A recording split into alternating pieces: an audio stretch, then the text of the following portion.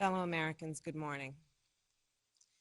Certain dates echo throughout history, including dates that instantly remind all who have lived through them where they were and what they were doing when our democracy came under assault. Dates that occupy not only a place on our calendars, but a place in our collective memory. December 7th, 1941, September 11th, 2001, and January 6th, 2021. On that day, I was not only Vice President-elect, I was also a United States Senator. And I was here at the Capitol that morning at a classified hearing with fellow members of the Senate Intelligence Committee. Hours later, the gates of the Capitol were breached. I had left, but my thoughts immediately turned not only to my colleagues, but to my staff, who had been forced to seek refuge in our office, converting filing cabinets into barricades. What the extremists who roamed these halls targeted was not only the lives of elected leaders. What they sought to degrade and destroy was not only a building, hallowed as it is. What they were assaulting were the institutions, the values, the ideals that generations of Americans have marched, picketed, and shed blood to establish and defend. On January 6th, we all saw what our nation would look like if the forces who seek to dismantle our democracy are successful. The lawlessness, the violence, the chaos. What was at stake then and now is the right to have our future decided the way the Constitution prescribes it, by we, the people, all the people. We cannot let our future be decided by those bent on silencing our voices, overturning our votes, and peddling lies and misinformation by some radical faction that may be newly resurgent, but whose roots run old and deep. When I meet with young people, they often ask about the state of our democracy, about January 6th. And what I tell them is January 6th reflects the dual nature of democracy, its fragility and its strength. You see, the strength of democracy is the rule of law. The strength of democracy is the principle that everyone should be treated equally, that elections should be free and fair, that corruption should be given no quarter. The strength of democracy is that it empowers the people. And the fragility of democracy is this, that if we are not vigilant, if we do not defend it, democracy simply will not stand. It will falter and fail. The violent assault that took place here, the very fact of how close we came to an election overturned, that reflects the fragility of democracy. Yet, the resolve I saw in our elected leaders when I returned to the Senate chamber that night, their resolve not to yield, but to certify the election, their loyalty not to party or person, but to the Constitution of the United States. That reflects its strength. And so, of course, does the heroism of the Capitol Police, the DC Metropolitan Police Department, the National Guard, and other law enforcement officers who answered the call that day, including those who later succumbed to wounds, both visible and invisible. Our thoughts are with all of the families who have lost a loved one. You know, I wonder, how will January 6th come to be remembered in the years ahead? Will it be remembered as a moment that accelerated the unraveling of the oldest, greatest democracy in the world? Or a moment when we decided to secure and strengthen our democracy for generations to come? The American spirit is being tested.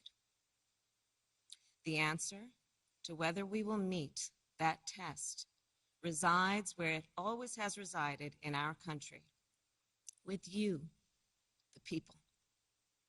And the work ahead will not be easy. Here in this very building, a decision will be made about whether we uphold the right to vote and ensure free and fair elections. Let's be clear, we must pass the voting rights bills that are now before the Senate. And the American people must also do something more. We cannot sit on the sidelines.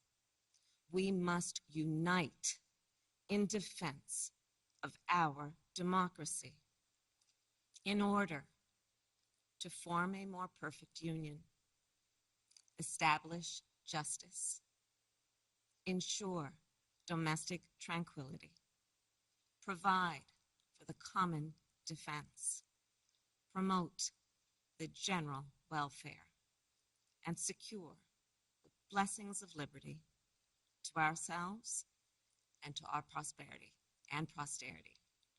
That is the preamble of the Constitution that President Biden and I swore an oath to uphold and defend. And that is the enduring promise of the United States of America. My fellow Americans, it is my honor to introduce a public servant with the character and fortitude to meet this moment, a leader whose life's work has been moving our nation toward that more perfect union, President Joe Biden.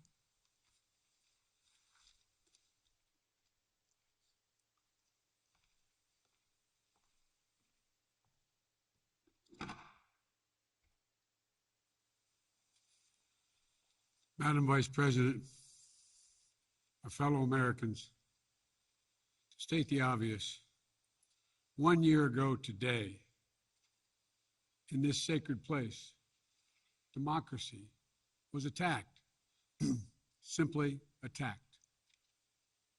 The will of the people was under assault. The Constitution, our Constitution, faced the gravest of threats.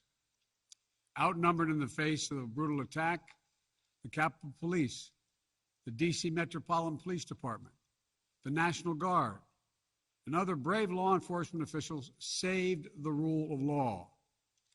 Our democracy held. We, the people, endured. We, the people, prevailed. For the first time in our history, a president had not just lost an election, he tried to prevent the peaceful transfer of power as a violent mob breached the Capitol. But they failed. They failed. And on this day of remembrance, we must make sure that such attack never, never happens again. I'm speaking to you today from Statuary Hall in the United States Capitol. This is where the House of Representatives met for 50 years in the decades leading up to the Civil War. This is on this floor where young Congressman of Illinois, Abraham Lincoln, sat at desk 191 Above him, above us, over that door leading into the rotunda, is a sculpture depicting Cleo, the muse of history. In her hands, an open book in which she records the events taking place in this chamber below. Cleo stood watch over this hall 1 year ago today, as she has for more than 200 years.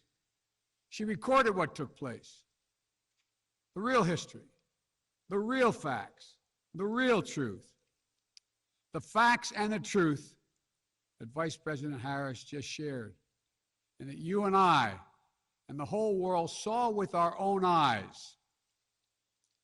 The Bible tells us that we shall know the truth, and the truth shall make us free. We shall know the truth. Well, here is the God's truth about January 6, 2021. Close your eyes. Go back to that day. What do you see?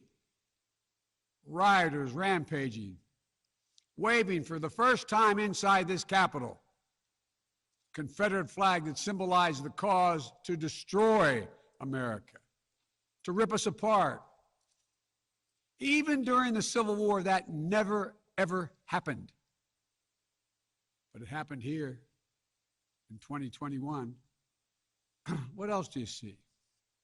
A mob breaking windows, kicking in doors, breaching the Capitol, American flags on poles being used as weapons, as spears, fire extinguishers being thrown at the heads of police officers.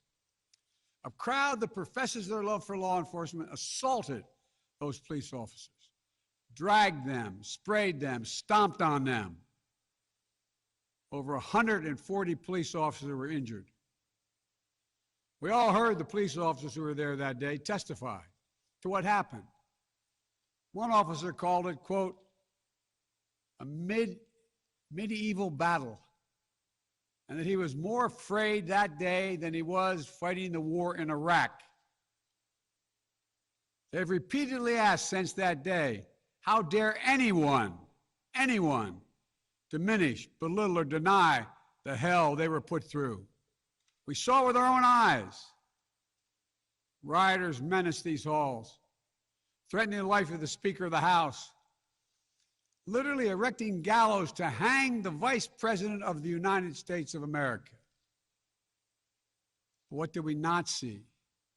We didn't see a former president who had just rallied the mob to attack, sitting in the private dining room off the Oval Office in the White House, watching it all on television and doing nothing for hours as police were assaulted, lives at risk, the nation's capital under siege. This wasn't a group of tourists. This was an armed insurrection. They weren't looking to uphold the will of the people. They were looking to deny the will of the people. They weren't looking to uphold a free and fair election. They were looking to overturn one. They weren't looking to save the cause of America. They were looking to subvert the Constitution.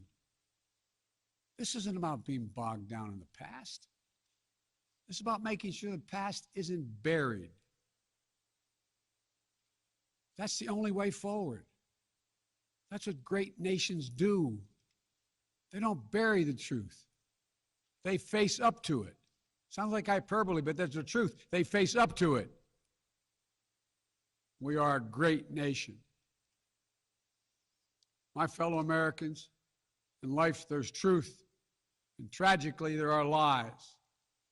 Lies conceived and spread for profit and power.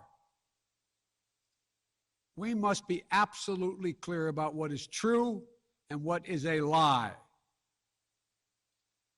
And here's the truth. The former President of the United States of America has created and spread a web of lies about the 2020 election. He's done so because he values power over principle, because he sees his own interest is more important than his country's interest, than America's interest. And because his bruised ego matters more to him than our democracy or our Constitution, he can't accept he lost, even though that's what 93 United States senators, his own attorney general, his own vice president, governors and state officials in every battleground state have all said he lost. That's what 81 million of you did as you voted for a new way forward. He has done what no president in American history, the history of this country, has ever done. He refused to accept the results of an election and the will of the American people. While some courageous men and women in the Republican Party are standing against it, trying to uphold the principle of that party, too many others are transforming that party into something else. They seem no longer to want to be the party of Lincoln, Eisenhower, Reagan, the Bushes.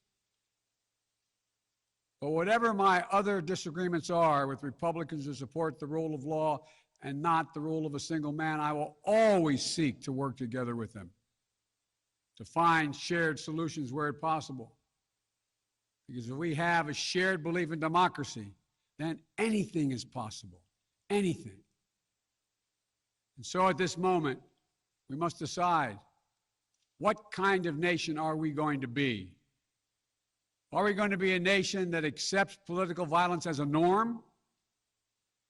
Are we going to be a nation where we allow partisan election officials to overturn the legally expressed will of the people? Are we going to be a nation that lives not by the light of the truth, but in the shadow of lies? We cannot allow ourselves to be that kind of nation. The way forward is to recognize the truth and to live by it. The big lie being told by the former president and many Republicans who fear his wrath is that the insurrection in this country actually took place on Election Day, November 3rd, 2020. Think about that. Is that what you thought? Is that what you thought when you voted that day? Taking part in an insurrection? Is that what you thought you were doing? Or did you think you were carrying out your highest duty as a citizen and voting? The former president's supporters are trying to rewrite history. They want you to see Election Day as the day of insurrection. And the riot that took place here on January 6th as a true expression of the will of the people.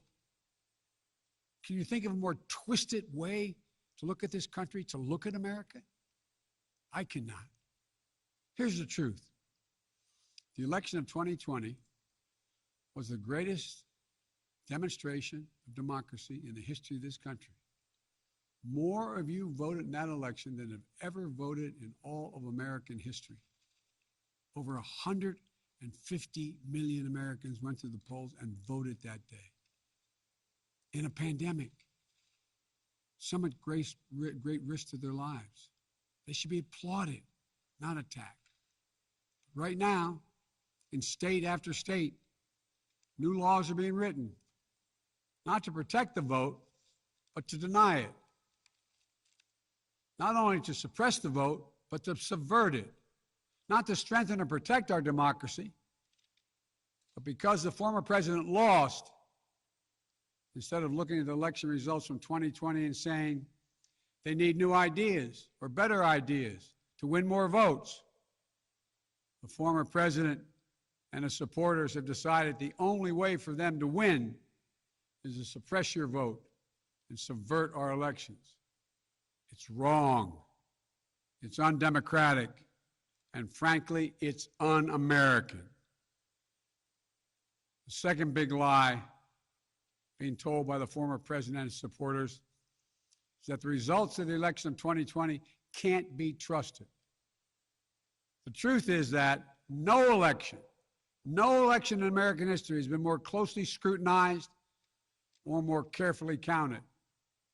Every legal challenge questioning the results in every court in this country that could have been made was made and was rejected, often rejected by Republican-appointed judges, including judges appointed by the former president himself, from state courts to the United States Supreme Court. Recounts were undertaken in state after state. Georgia counted its results 3 times, with 1 recount by hand. Phony partisan audits were undertaken long after the election in several states. None changed the results. And in some of them, the irony is the margin of victory actually grew slightly. So let's speak plainly about what happened in 2020. Even before the first ballot was cast, the former president was preemptively sowing doubt about the election results. He built his lie over months. It wasn't based on any facts. He was just looking for an excuse, a pretext, to cover for the truth. He's not just a former president. He's a defeated former president. Defeated by a margin of over 7 million of your votes in a full and free and fair election. There is simply zero proof the election results were inaccurate. In fact, in every venue where evidence had to be produced, an oath to tell the truth had to be taken, the former president failed to make his case. Just think about this. The former president and his supporters have never been able to explain how they accept as accurate the other election results that took place on November 3rd. The elections for governor, United States Senate, House of Representatives. Elections which they closed the gap in the House. They challenged none of that. President's name was first. Then we went down the line. Governors, senators, House of Representatives. Somehow those results are accurate on the same ballot. But the presidential race was flawed. And on the same ballot, the same day, cast by the same voters. The only difference, the former president didn't lose those races. He just lost the one that was his own. Finally, the third big lie being told by a former president and his supporters is that the mob who sought to impose their will through violence are the nation's true patriots. Is that what you thought when you looked at the mob ransacking the Capitol, destroying property, literally defecating in the hallways, rifling through the desks of senators and representatives, hunting down members of Congress? Patriots? Not in my view. To me, the true patriots were the more than 150 Americans who peacefully expressed their vote at the ballot box. The election workers who protected the integrity of the vote. And the heroes who defended this Capitol. You can't love your country only when you win. You can't obey the law only when it's convenient. You can't be patriotic when you embrace and enable lies. Those who stormed this Capitol, and those who instigated and incited, and those who called on them to do so, held a dagger at the throat of America, at American democracy. They didn't come here out of patriotism or principle. They came here in rage, not in service of America, but rather in service of one man. Those who incited the mob, the real plotters who were desperate to deny the certification of this election, defy the will of the voters. But their plot was foiled. Congressmen, Democrats, and Republicans stayed. Senators, representatives, staff, they finished their work the Constitution demanded.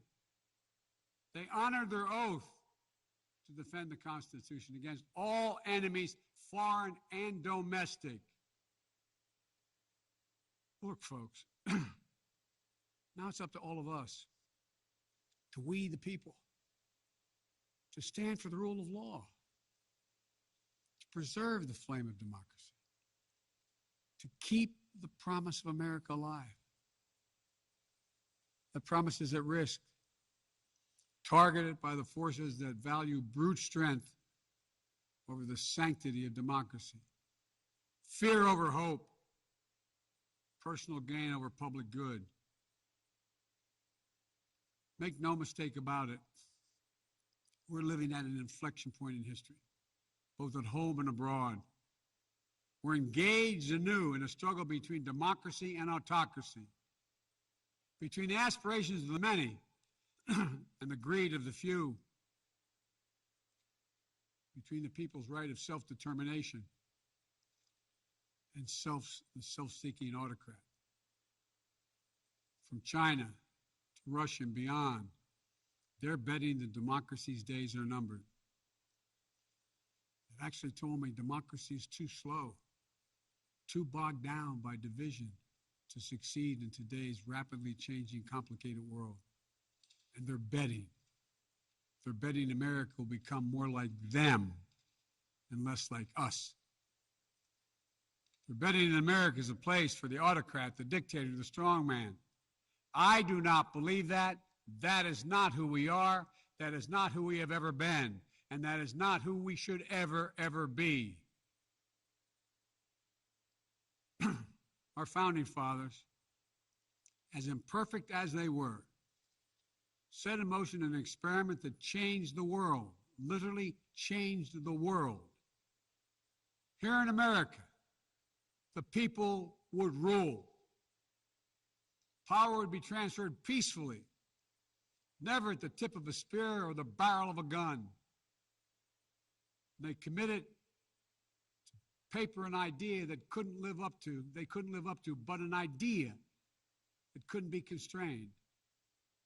Yes, in America, all people are created equal. We reject the view that if you succeed, I fail. If you get ahead, I fall behind. If I hold you down, I somehow lift myself up.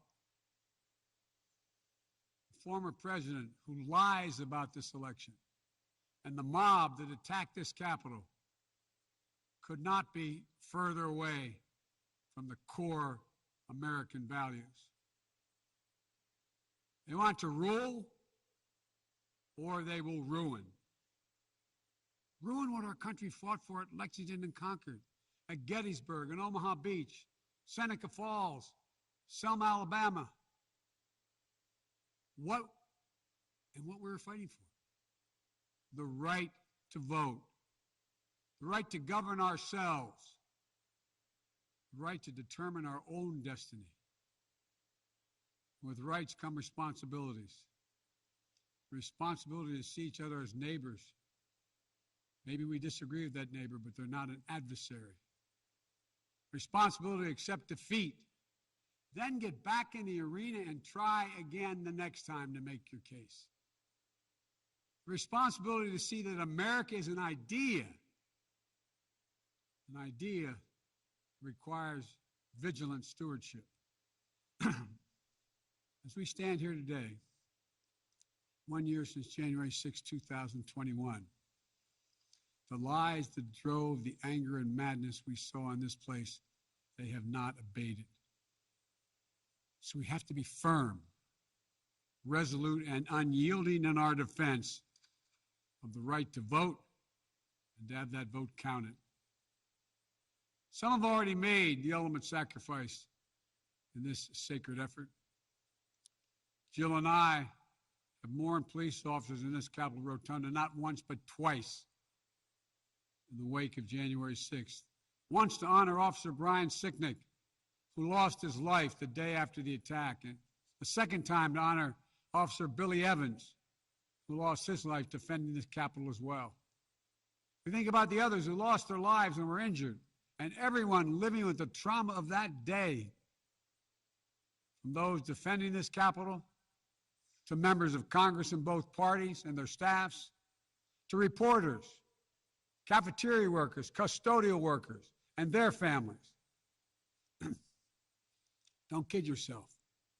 The pain and scars from that day run deep. I've said it many times, and it's no more true or real than we think about the events of January 6th. We are in a battle for the soul of America. A battle that by the grace of God and the goodness and gracious and greatness of this nation, we will win.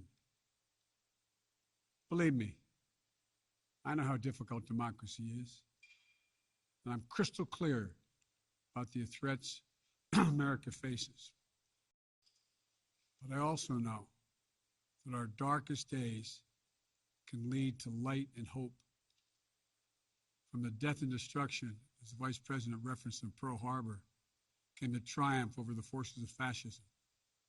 From the brutality of Bloody Sunday on the Edmund Pettus Bridge came historic voting rights legislation. So now let's step up, write the next chapter in American history, where January 6th marks not the end of democracy, but the beginning of a renaissance of liberty and fair play. I did not seek this fight brought to this Capitol 1 year ago today, but I will not shrink from it either. I will stand in this breach. I will defend this nation, and I will allow no one to place a dagger at the throat of democracy. We will make sure the will of the people is heard, that the ballot prevails, not violence, that authority in this nation will always be peacefully transferred. I believe the power of the presidency and the purpose is to unite this nation, not divide it, to lift us up, not tear us apart, to be about us, not about me. Deep in the heart of America burns a flame, lit almost 250 years ago, of liberty, freedom, and equality. This is not a land of kings or dictators or autocrats. We're a nation of laws, of order, not chaos, of peace, not violence. Here in America, the people rule through the ballot, and their will prevails. So let us remember, together, we're one nation, under God, indivisible.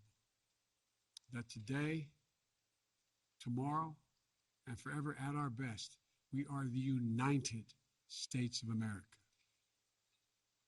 God bless you all. May God protect our troops. And may God bless those who stand watch over our democracy.